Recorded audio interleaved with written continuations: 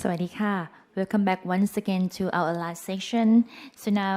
So please welcome and please welcome back on the stage. So we are still have another session for today.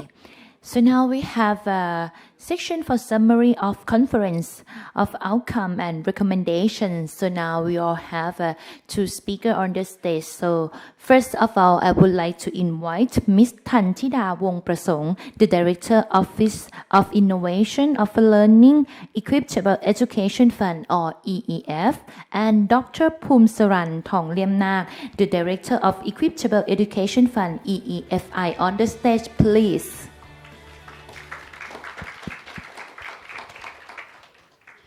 Good afternoon to all of you. It had been exciting 2 days and an engaging conference. There are over, 40 speakers from 19 countries, and there are over 1,000 participants, actually both online and in-person meeting. And they're all committed to promoting equitable education.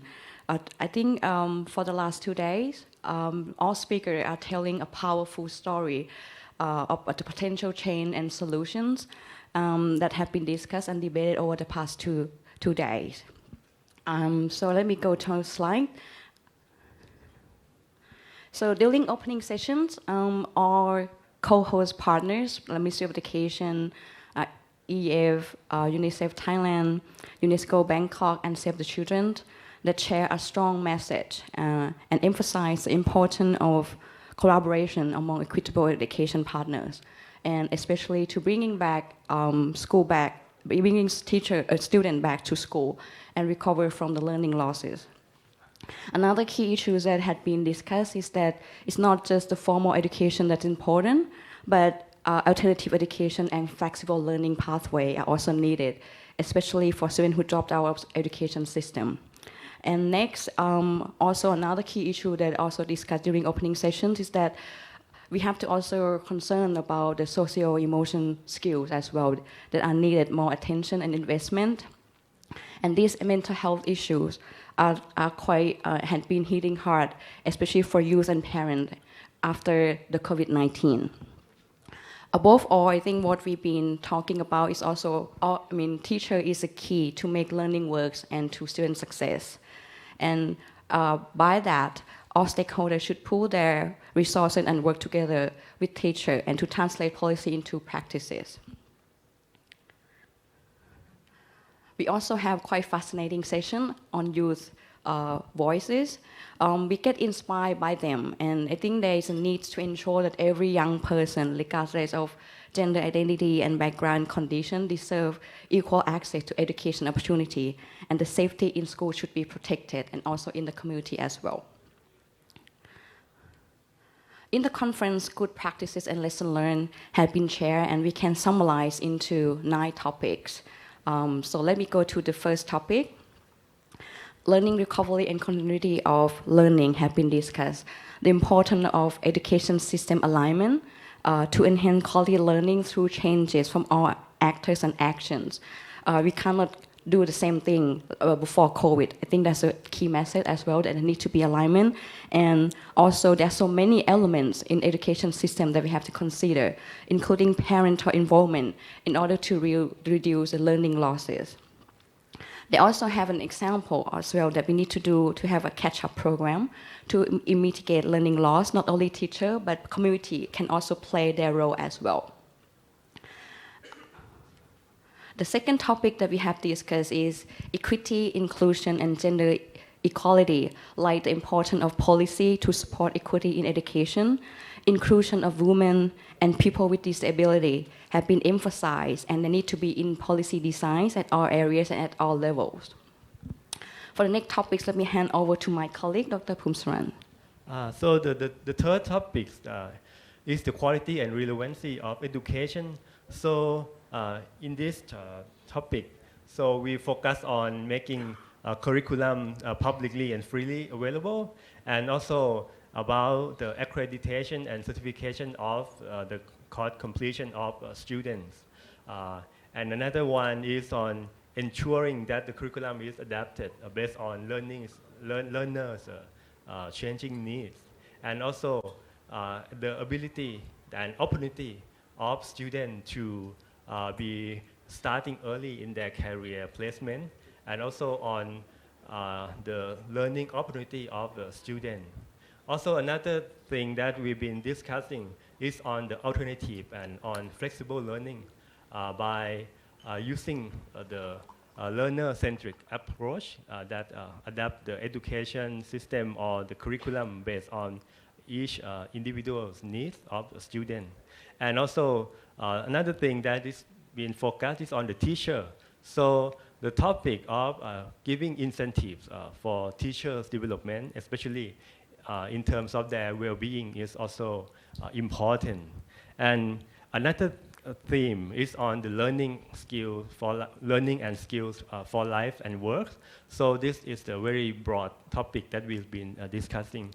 So the first subtopic is on the work or entrepreneurial skills. And in this topic, we talk about offering content support about entrepreneurship and work-life skill-based topic, or the skills to curriculum for students in order for them to be equipped with skill in order to be in the workplace.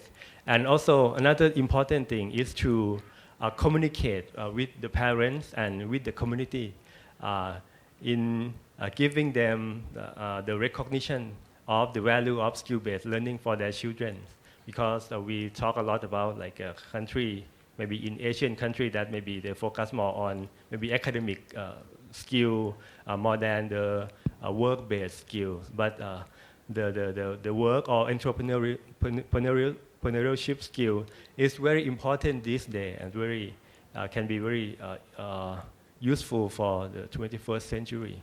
And another thing of importance is the offering of inspiration and also the entrepreneurial mindset to students. So this kind of mindset, this kind of inspiration, or this kind of maybe skill information for students is very important for their work life and the career in the future. And also to allow and support the student to be able to practice the skills outside of their schools. So maybe work in the work-based learning or in the local community is very, very crucial as well. So working partnership with the community by doing internship or apprenticeship or learning in the practice opportunity is also very important for skill development of students in terms of the work-based learning.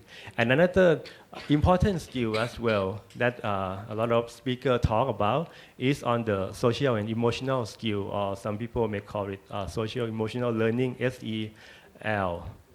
And for the social emotional skill, we focus a lot on the holistic approach, like by developing both social skill and leadership skill. And we also talk a lot about how to instill that social emotional learning or soft skill in the curriculum or in the training curriculum of a teacher or in the classroom training, so that maybe students who study in technical issue or technical knowledge also have that kind of soft skill or social emotional learning as well. Maybe it can be implemented through working as a team or using this kind of system of time management, working in group or cooperation or something like that. And also to create the positive environment for student and teacher to express themselves openly and to develop their self-esteem, because self-esteem is also important for the career development and future life of the student. And also for the teacher, another important thing that the speaker has been discussing is on the raising awareness of teacher on the importance of the social emotional learning, and also to encourage teacher to apply the social emotional learning in their classroom in order to improve the performance of social emotional skill of students. So this is very important because for the teacher, once they know that the social emotional learning or social emotional skill is important, then they will try to develop their teaching and their curriculum in the classroom in order to improve those skills for children. And also for the teacher and a classroom, they also need to have a skill development as well. So we talk about the personalized classroom by enabling the classroom environment for a student to make sure that students feel encouraged and have holistic approach and holistic support. And also the teacher have to offer the flexible self-paced and modular learning for the students so that they can study at their own pace and they can relearn later once if they miss the session, but they can still does not miss the knowledge. And another thing is peer-to-peer learning and mentoring between students in the classroom. And another thing is on understanding the student needs, both inside and outside of the classroom is also very, very crucial issues that the teacher must try to understand and learn about teachers' needs, and also they have to know about the variety of pedagogies, a lot of practice in terms of teaching, role play, simulation, etc. And another topic that has been discussing is on the digital transformation and digital skills. So we think that digital skill is very important in the 21st century world, and that it should be incorporated into the basic education curriculum that both teachers and students need to be equipped with those digital mindset and have to have those kind of skills. And we can see that it's very important post-COVID-19 that the teacher and student have to adopt to the new technology in order to help them to learn during the remote learning. And also the technology, with the technology, the student and teacher, they have to reimagine the education and reimagine their teaching and learning, and also the lifelong learning opportunity using those kind of technology, especially for the most affected children. That we talk about the digital divide, we talk about the technology that can maybe help students who have been in disadvantage or disabled. So this kind of technology and skill is very useful for them as well. Also, another thing that is very important for many teachers and many schools, especially in the rural area or in the low-income country, is the school infrastructure and digital equipment or technology service at school that may not be adequate. So we need to invest more in terms of infrastructure, and maybe not at school. It could be at the learning center or the community center of the school district, or in your maybe close to their home or in their community. And another thing is on another topic is on the government and monitoring, and also we just discussed about the assessment. It could be also included in this category as well. So at the national level, we talk about develop of the governance capacity and also the decentralization at the local level in order to promote the foundational learning and adaptive curriculum of the nation. And also we talk about the ready-to-made program or the solution for the government to implement the very useful policy from top down, from top to bottom through a system. And also we talk about the standardization and legitimation of social emotional learning as part of the teacher policy. And also the education leader and policy maker also maybe have to be acknowledged about the urgency of pushing the social emotional learning at the national agenda and curriculum, as well as including maybe the industry or the private sector into this kind of discussion in order to keep the maybe social emotional learning to be of importance at the national level and at the policy level. And for the subnational level or at the provincial level, we talk about engaging with the local authority in order to encourage them for the space and resources in order to meet the need and enhance the future opportunities. And in order to scale or incubation of the resource or of the intervention, different kind of intervention at the local community in order to be scaled up. And also the importance of decentralization policy by using the local context and need in order to use as policy making in order to have the better outcome using the localized context and using the decentralization. And also at the school level, they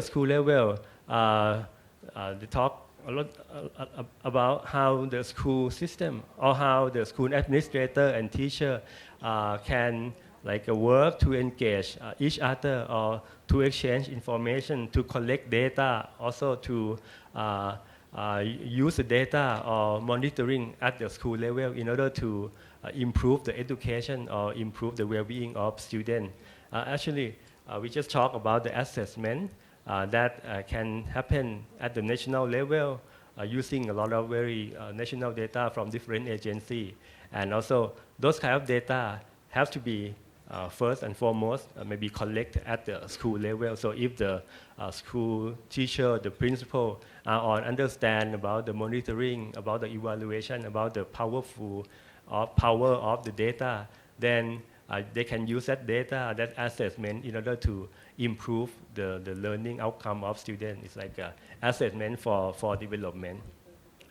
And almost the last is the investment and resource in education. So the issue of the investment and the resource in education is that we have to make sure that the resource and investment in education must be adequate and sufficiently, school and students must be sufficiently funded by using different kind of innovative financing methods that we talk about the private sector's role in fundraising or different kind of innovative finance in order to use the money to improve the education in for the disadvantaged school or for the disadvantaged rural student. And also the teacher must also have enough resource and tools such as the technology and also how to understand the use of them, and they also have the autonomy to conduct the classroom effectively or efficiently. And also another thing that we talk about is the incentive. So the incentive is very important. So the presenter talked a lot about various kind of incentivization or incentive scheme in order to motivate the stakeholders like the government sector, private sector, civil society organization, and in order to do the fundraising or in order to support the education through various means, maybe both financial or non-financial or any type of helping hand that they can come in to help the education by using different type of incentive. And the last topic that we collect from the two today is the collaboration between different stakeholders. So everyone, I think almost all the section, they talk about the partnership, the importance of partnership between the private sector, public sector, and the civil society organization group, and use that different type of partnership to leverage the strength of those actors to reach out to the marginalized groups.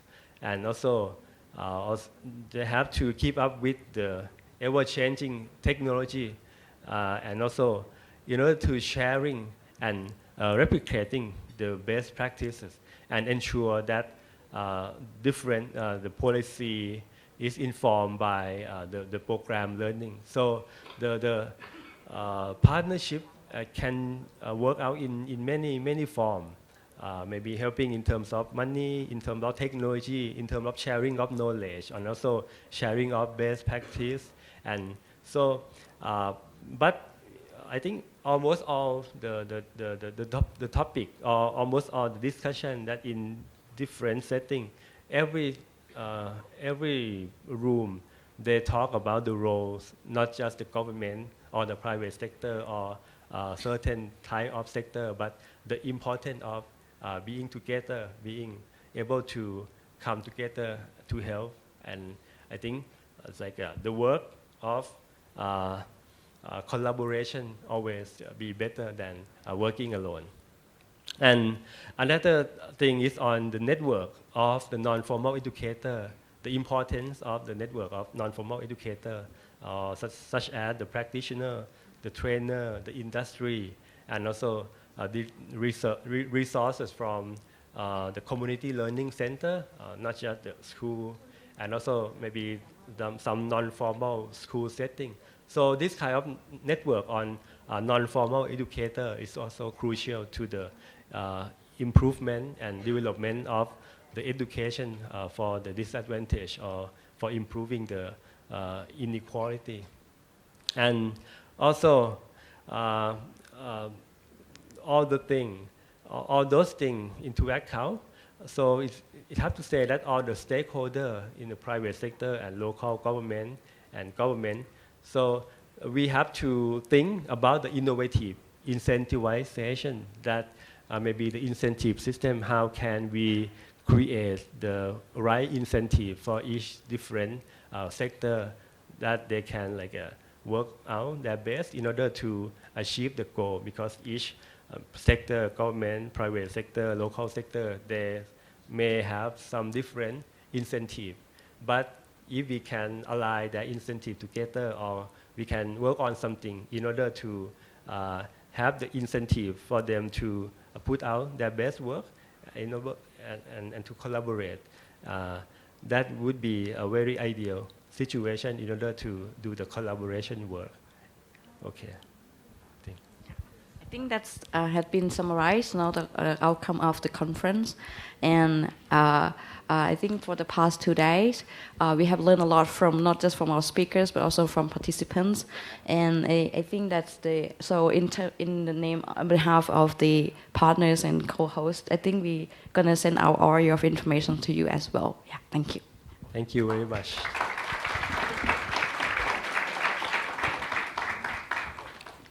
Thank you very much for our speaker. And already for the past 2 days, we have been learned a lot about so many things. Last but not least,